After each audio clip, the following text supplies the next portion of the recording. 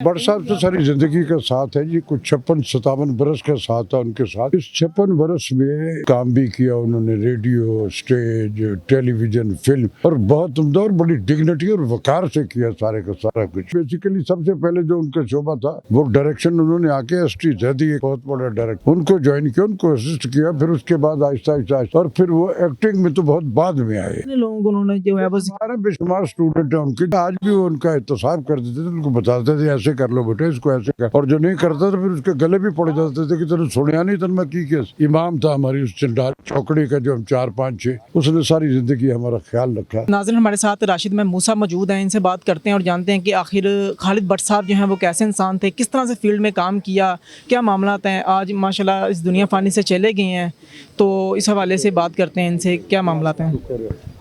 But साहब तो सारी जिंदगी का साथ है जी, कुछ 56-57 बरस का साथ था उनके साथ। मेरा उनका साथ तब से है जब वो इस शोबे में थे भी नहीं। मैं रेडियो पाकिस्तान से उससे पहले से, बहुत साल पहले से था। इस 56 बरस में एक बिल्कुल जो एक अपना घर का फर्ज होता है वैसा है उनका एफिलिएशन रही।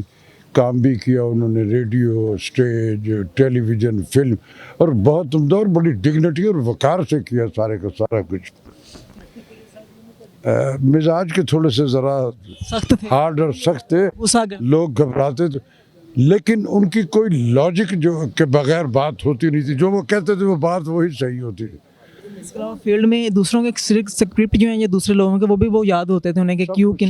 सब कुछ उनको एक एक चीज़ याद होती थी। वो डायरेक्टर भी थे ना, बेसिकली सबसे पहले जो उनका शोबा था वो डायरेक्शन, उन्होंने आके एस.टी. जैदी एक बहुत बड़ा डायरेक्टर हमारे फिल्म इंडस्ट्री के, उनको ज्वाइन किया, उनको असिस्ट किया, फिर उसके बाद आहिस्ता आहिस्ता, और फिर वो एक्टिंग में तो बहुत बाद में आए।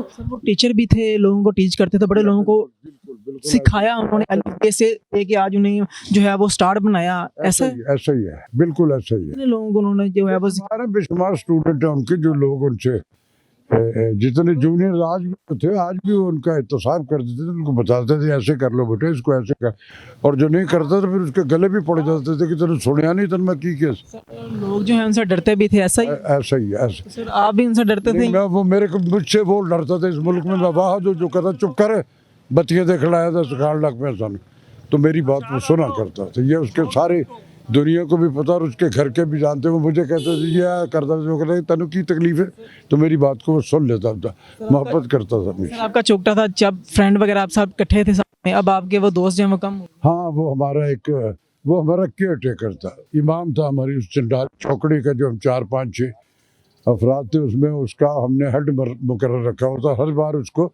अनअपोज्ड हम सेलेक्ट करते थे कि तू उसी के जिम्मे होता था।